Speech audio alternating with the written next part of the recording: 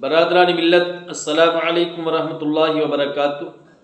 الحمدللہ الذی ابدأ الافلاک والارضین، والصلاة والسلام علی من کان نبیا وآدم بین الماء والطین، وعلی آلہ واصحابہ اجمعین۔ اما بعد فاعوذ باللہ من الشیطان الرجیم، بسم اللہ الرحمن الرحیم۔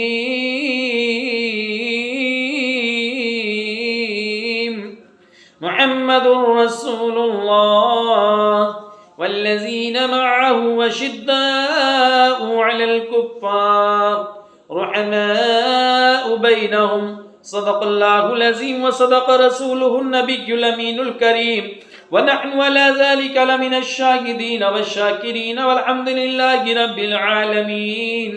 میری ملت کے نوجوانوں، میں نے جس آیت مبارکہ کو اپنا عنوان تقریر بنایا، آئیے اس کا ترجمہ پیش کرنے سے قبل فرط عقیدت اور جوش محبت کے ساتھ سرکار ذی وقار احمد مختار شفیع روز شمار کے دربار گوہربار میں عقیدت اور محبت کے ساتھ درود شریف کا نذرانہ پیش کریں اور پڑھیں بآواز بلند: اللہ رب محمد صلی اللہ علیہ وسلم، نحن عباد محمد صلی اللہ علیہ وسلم، صلاۃ و سلام علیک یا رسول اللہ صلی اللہ تعالی علیہ وسلم۔ میری ملت کے نوجوانوں، میں نے جس آیت مبارکہ کو اپنا عنوان تقریر بنایا، اس میں پروردگار عالم ارشاد فرماتا ہے: محمد الرسول اللہ، محمد اللہ کے رسول ہیں صلی اللہ تعالی علیہ وسلم، والذین معہ اشداء علی الکفار، اور وہ جو ان کے ساتھ ہیں اور وہ جو ان کے اصحاب ہیں اور وہ جو ان کے صحابی ہیں، اشداء علی الکفار، کافروں پر بڑے سخت ہیں، رحماء بینہم، اور آپس میں بڑے نرم ہیں، بڑے نرم مزاج ہیں۔ میری ملت کے نوجوانوں، یہ اس آیت مقدسہ کا ترجمہ ہے۔ میری ملت کے نوجوانوں، میں آپ کو بتاؤں کہ اللہ کے رسول صلی اللہ علیہ وسلم کا نام مبارک اس آیت مقدسہ کے اندر آیا ہے۔ اللہ کے رسول صلی اللہ علیہ وسلم مکہ المکرمہ کی سرزمین پر ولادت پذیر ہوئے۔ اللہ کے رسول کی ولادت مکہ المکرمہ کی سرزمین پر ہوئی اور آپ وہاں سے ہجرت فرما کر مدینہ المنورہ کی سرزمین پر تشریف لے گئے، مدینے کی سرزمین کو رونق بخشی۔ مدینہ وہ مقدس و محترم و باعزت شہر ہے کہ جس کا نام لینا بھی عبادت ہے، جس کا ذکر کرنا بھی عبادت ہے، اور جس کا دیکھنا بھی عبادت ہے کہ وہ مصطفیٰ کا شہر ہے، اور جس کا بار بار ذکر کرنا افضلیت کا درجہ رکھتا ہے۔ میری ملت کے نوجوانوں، اس لیے کہ مدینے کا ذکر کرنا گویا کہ مصطفیٰ کا ذکر کرنا ہے، مصطفیٰ کا ذکر کرنا اللہ کا ذکر کرنا ہے۔ میری ملت کے نوجوانوں، مدینہ المنورہ کا مقدس اور محترم شہر ہے، باعظمت شہر ہے۔ مصطفیٰ کے قدموں نے اس شہر کو عظمت بخشی ہے، سربلندی اور سرفرازی عطا فرمائی ہے۔ یہ مدینہ المنورہ جو مصطفیٰ کی آمد سے پہلے بھی مصطفیٰ کے یہاں چرچے ہو رہے تھے، یہاں کی مٹی بتا رہی تھی، یہاں کی سنگریزیں بتا رہے تھے کہ یہ وہ شہر ہے جہاں مصطفیٰ کے قدم ہائے مبارک آئیں گے۔ یہ وہ شہر ہے کہ جس مٹی سے مصطفیٰ کی خوشبو آ رہی تھی۔ تو میری ملت کے نوجوانوں، مدینہ المنورہ وہ مقدس اور محترم شہر ہے، اور اس شہر میں فاروق اعظم رضی اللہ تعالی عنہ خلافت کے تخت پر فائز ہیں۔ آپ کا دور خلافت ہے، خلافت نبوی کا تاج فاروق اعظم کے سر پر سجا ہوا ہے، سبحان اللہ، اور ہر طرف عدل و انصاف کا دورہ ہے۔ چھوٹی چیز سے لے کے بڑی تک ہر چیز کو انصاف مل رہا ہے، یہاں تک کہ فاروق اعظم کی اولاد بھی اگر غیر انصافی کی طرف بڑھی تو فاروق اعظم نے اپنی اولاد کے ساتھ میں بھی وہی انصاف، وہی عدل کیا جو غیروں کے ساتھ میں کیا۔ سب کو ایک گھاٹ پر اتار دیا فاروق اعظم نے۔ میری ملت کے نوجوانوں، مدینہ المنورہ کا شہر اور اس شہر کے خوش نصیب باشندے اپنے اپنے گھروں میں محو استراحت، آدھی رات کا وقت ہے، پورا شہر مدینہ کے تمام لوگ اپنے اپنے گھروں میں آرام کر رہے ہیں، سو رہے ہیں، آدھی رات کا وقت ہے، سناٹے کا وقت ہے۔ مصطفیٰ کے اس شہر میں ایک نقاب پوش اپنے ایک ساتھی کو لیتا ہے اپنے ساتھ، اور مصطفیٰ کے اس شہر مدینہ کا چکر لگا رہا ہے۔ آدھی رات کا وقت ہے، سناٹا چھایا ہوا ہے، اور یہ نقاب پوش اپنے ساتھی کو لے کر مدینے کی ایک ایک گلی، ایک ایک گھر کا بغور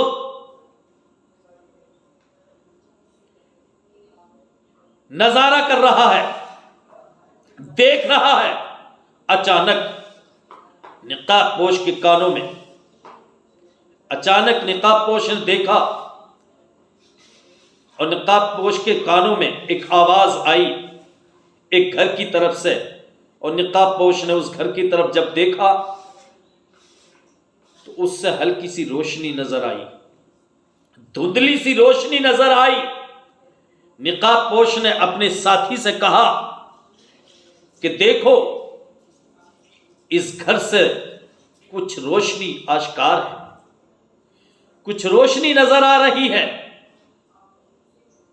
ساتھی نے کہا حضور ایسا ہی لگ رہا ہے۔ نقاب پوش نے کہا غور سے سنو، ایسا لگ رہا ہے کہ صاحب خانہ بھی بیدار ہے، گھر کا مالک بھی جاگا ہوا ہے، وجہ کیا ہے؟ نقاب پوش نے کہا اپنے ساتھی سے غور سے سنو، کیا قصہ ہے، کیا ماجرا ہے، کیا میٹر ہے؟ غور سے سنا گیا تو ساتھی نے کہا کہ حضور ایسا لگ رہا ہے جیسے بچے رو رہے ہیں، بچے کے رونے کی آواز آ رہی ہے، اور یہ جو ان بچوں کو خاموش کر رہی ہے، ایسا لگ رہا کہ یہ بچوں کی ماں ہے، بچوں کو چھپا رہی ہے۔ میری ملت کے نوجوانوں، نقاب پوش نے کہا اپنے ساتھی سے کہ غور سے سنو۔ جب غور سے سنا گیا تو ماں اور بچوں کے درمیان جو گفتگو ہو رہی تھی، نقاب پوش نے اس کو بہت غور سے سنا اور ساتھی نے بہت غور سے سنا۔ ایک بچہ کہہ رہا تھا امی جان، رات کا آدھا حصہ گزر گیا، آدھی رات گزر چکی ہے، لیکن ابھی تک ہم نے کچھ نہیں کھایا ہے امی جان، بھوک تڑپا رہی ہے، بھوک سے بچہ بلک رہا ہے، امی جان یہ ہنڈیا کب بنے گی اور ہم کب کھانا کھائیں گے؟ دوسرا بچہ کہہ رہا ہے امی جان ادھر دیکھ، تیرا بچہ بھوک سے مر رہا ہے، اپنا دم توڑنے والا ہے، امی جان خدا را مجھے کچھ کھانے کو دو۔ تیسرا بچہ کہتا ہے امی جان یہ ہنڈیا ہماری کب بنے گی، اور رو کے کہتا ہے پروردگارا تو ہماری ہنڈیا کو خوب پکا دے تاکہ ہم سب مل کر کھائیں اور اپنی جان کو بچائیں۔ ماں کہتی ہے اے میرے بچوں گھبراؤ نہیں، پریشان مت ہو، صبر کرو، میں نے ہنڈیا چولہے پہ چڑھا رکھی ہے، انشاءاللہ یہ جلد ہی پک جائے گی، اور ہم سب مل کے اللہ نے چاہا تو کچھ نہ کچھ کھائیں گے۔ یہ گفتگو شنید ہو رہی تھی بچوں اور ماں کے درمیان۔ نقاب پوش نے بہت غور سے دیکھا، بہت غور سے سنا، نقاب پوش تڑپ کر رہ گیا، دل لرز کر رہ گیا نقاب پوش کا، اور اس سے رہا نہ گیا، اس لیے کہ مدینہ المنورہ مصطفیٰ کا شہر ہے، جہاں عدل و انصاف کا دور دورہ ہے، جہاں مصطفیٰ کے قدموں نے مدینہ المنورہ کی سرزمین کو منور کر دیا، روشن کر دیا، وہ شہر ہے۔ نقاب پوش سے رہا نہ گیا اور نقاب پوش اپنے ساتھی کو لے کے فوراً گھر کے اندر گھس گیا۔ جب گھر کے اندر گھسا، عورت ایک اجنبی کو دیکھ کے گھبرا گئی اور کہنے لگی کہ آپ میرے گھر کے اندر کیوں آئے ہیں؟ نقاب پوش نے کہا، بہن آپ مجھے اپنا دشمن نہ سمجھیں، بلکہ میں اپنے ایک مقصد عزیز کی خاطر آپ کے گھر کی طرف سے گزر رہا تھا، اچانک مجھے بچوں کے رونے کی آواز آئی اور تمہاری گفتگو اور بچوں کی گفتگو نے میرے دل کو ہلا کے رکھ دیا، مجھے تڑپا کے رکھ دیا۔ بہن اصل قصہ جاننے کے لیے میں آپ کے گھر آ گیا ہوں، مجھے اصل واقعہ اور اپنا اصل قصہ بیان کروں کہ کیا قصہ ہے، کیا معاملہ ہے۔ عورت کہتی ہے کہ اے اجنبی شخص، آپ میرے گھر میں آ گئے ہیں، لیکن آپ میرا قصہ سن کے کیا کریں گے؟ اور اگر میں آپ کو بتا بھی دوں تو میرا اس سے کیا فائدہ، اور اگر نہیں بتاؤں گی تو آپ کا کیا نقصان ہے؟ آپ جائیے، مجھے میرے حال پہ چھوڑ دیجیے۔ نقاب پوش کہتا ہے، بہن میرا دل لرز گیا ہے آپ کی گفتگو سننے کے بعد، آپ مجھے اپنا دشمن نہ سمجھیے بلکہ اپنا خیر خواہ سمجھیے اور اپنا قصہ مجھ پر واضح کیجیے، اپنا قصہ مجھے بیان کیجیے۔ میری ملت کے نوجوانوں، جب نقاب پوش نے اصرار کیا تو عورت کہتی ہے کہ اگر سننا ہی چاہتے ہو تو میرا قصہ لو سنو۔ نقاب پوش نے سنا، ساتھی نے سننا شروع کیا، عورت نے بیان کرنا شروع کیا۔ عورت کہتی ہے، اے نقاب پوش، اے آنے والے شخص، مجھے امیر المؤمنین حضرت عمر فاروق اعظم سے شکایت ہے۔ کیا شکایت ہے؟ عورت کہتی ہے، اے آنے والے شخص، اے پوچھنے والے شخص، مجھے امیر المؤمنین سے شکایت ہے، اس لیے کہ میں ایک بیوہ ہوں، میرا شوہر انتقال کر چکا ہے اور میرے یہ چھوٹے چھوٹے یتیم بچے ہیں۔ 2 دن ہو گئے میرے ان بچوں نے کچھ نہیں کھایا ہے، فاقے سے ہیں۔ ابتدائی شب میں نے ان کو بہلانے کے لیے، ان کو تسلی دینے کے لیے ہانڈی چولہے پہ چڑھا دی اور ہانڈی کے اندر پانی کے علاوہ کچھ نہیں ہے۔ اللہ اکبر! مدینے کا شہر ہے، مدینہ شہر مصطفیٰ کا شہر ہے۔ میں نے ان بچوں کو تسلی دینے کے لیے ہانڈی چولہے پہ چڑھا دی اور ہانڈی میں پانی کے علاوہ کچھ نہیں ہے کہ کسی طرح بچوں کو تسلی ہوگی، اسی طرح صبح ہو جائے گی اور صبح جو ہوگا وہ دیکھا جائے گا، جو خدا چاہے گا وہ۔ میری ملت کے نوجوانوں، روایت میں آتا ہے نقاب پوش اس عورت کے گھر سے اپنے ساتھی کو لے کے فوراً نکلا۔ نقاب پوش رونے لگا، آنکھوں میں آنسو آ گئے، دل لرز کے رہ گیا کہ مصطفیٰ کا شہر ہے اور ایک عورت اس قدر پریشان ہے کہ 2 دن ہو گئے اس کے بچوں نے کچھ نہیں کھایا ہے، 3را دن گزر رہا ہے۔ نقاب پوش فوراً اپنے ساتھی کو لیتا ہے اور لینے کے بعد میری ملت کے نوجوانوں گھر سے نکل جاتا ہے۔ نکلنے کے بعد تھوڑی دیر کے بعد نقاب پوش کی پیٹھ پہ آٹے کی بوری تھی۔ نقاب پوش حاضر ہوا، ساتھی بھی حاضر ہوا۔ نقاب پوش نے بوری کو عورت کے گھر میں رکھا اور کپڑے جھاڑے اور جھاڑنے کے بعد اپنے ساتھی سے کہا، الحمدللہ آٹے کی بوری میں اپنی پیٹھ پہ اٹھا کے لے آیا۔ سبحان اللہ۔ ساتھی نے کہا، حضور میں نے آپ سے کہا تھا کہ یہ خدمت مجھے کرنی دیجیے کہ بوری اپنی پیٹھ پہ میں لاد لیتا ہوں، لیکن آپ نے میری عرضی کو قبول نہیں کیا۔ نقاب پوش کہتا ہے، اے افلاح، افلاح ساتھی کا نام تھا، اے افلاح، کیا قیامت کے دن بھی میرا بوجھ تم اٹھا لو گے؟ جب قیامت کے دن تم میرا بوجھ نہیں اٹھا سکتے تو آج بھی مجھے اپنا بوجھ خود ہی اٹھانے دو۔ میری ملت کے نوجوانوں، روایت میں آتا ہے نقاب پوش نے آٹے کی بوری کو کھولا، عورت دیکھ رہی ہے۔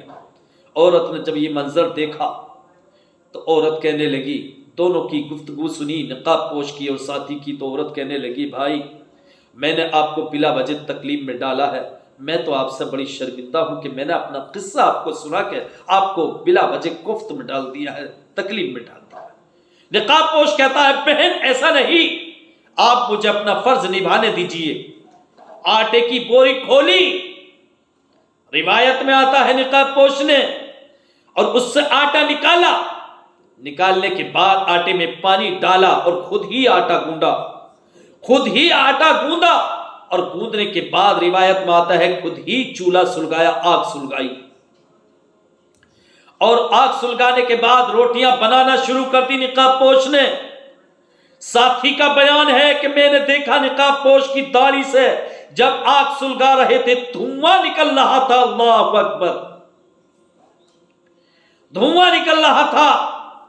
نقاب پوش نے روٹیاں تیار کی، اور جب روٹیاں تیار ہو گئی تو بچوں کو بٹھایا، اپنے ہاتھ سے بچوں کے منہ میں لقمے دے دے کے ان سے خوش طبعی کی باتیں کی، یہاں تک کہ ان سے اچھی باتیں کرتے رہے اور اپنے ہاتھوں سے ان بچوں کو روٹیاں کھلاتے رہے، کھانا کھلاتے رہے، یہاں تک کہ بچے مسکرانے لگے، ہنسنے لگے۔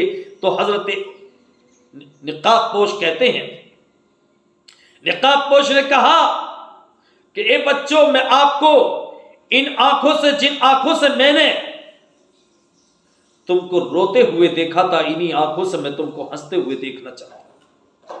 عورت نے کہا کہ بھائی آپ نے تو کمال ہی کر دیا، اب ہم آپ سے کیا کہیں، آپ نے تو ہمارا وہ حال، ہمارے ساتھ میں وہ حال کیا ہے جو آج تک شاید کسی نے نہ کیا ہو، آپ نے تو ہمیں خوشحال کر دیا، ہم پریشان تھے، رو رہے تھے اور تڑپ رہے تھے، لیکن آپ نے ہمارے ساتھ میں یہ سلوک کیا ہے کہ ہم اس کی مثال پیش نہیں کر سکتے۔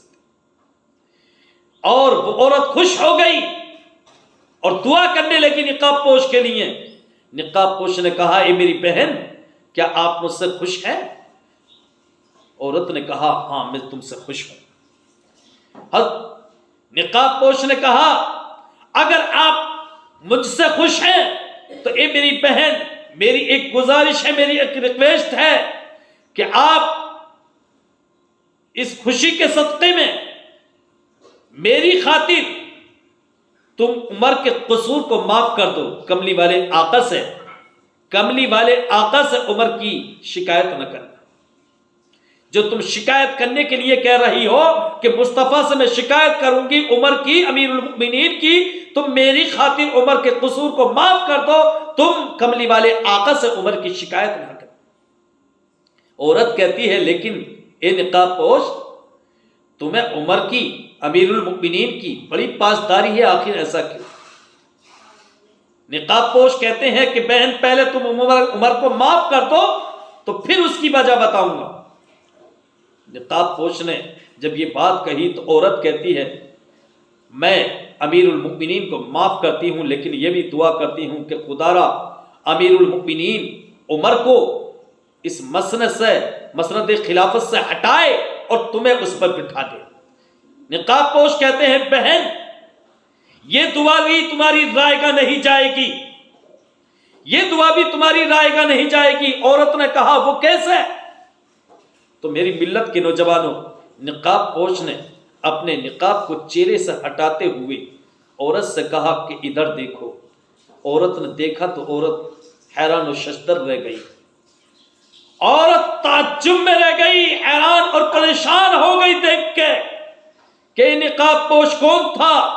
یہ وہی فاروق اعظم تھے کہ جن کے ایمان کے لیے اللہ کے رسول نے دعا فرمائی تھی اے پروردگار عالم تو عمر کی ذات سے اسلام کو عزت عطا فرما دے اور عمر کو ایمان کی دولت سے نواز دے۔ میری ملت کے نوجوانوں، اپنی پیٹھ پہ بوری لادنے والا اور اپنے ہاتھوں سے چولہا سلگانے والا، اپنے ہاتھوں سے آٹا گوندنے والا، اپنے ہاتھوں سے روٹیاں بنانے والا، اپنے ہاتھوں سے روٹیاں توڑ توڑ کے بچوں کو کھلانے والا اور ان سے اچھی اچھی باتیں کر کے ان کو ہنسانے والا، یہ کوئی نہیں تھا، یہ کوئی اور نہیں تھا، یہ مصطفیٰ کے وہ صحابی تھے، مصطفیٰ کے وہ خلیفہ تھے جن کو فاروق اعظم رضی اللہ تعالی عنہ کہا جاتا ہے۔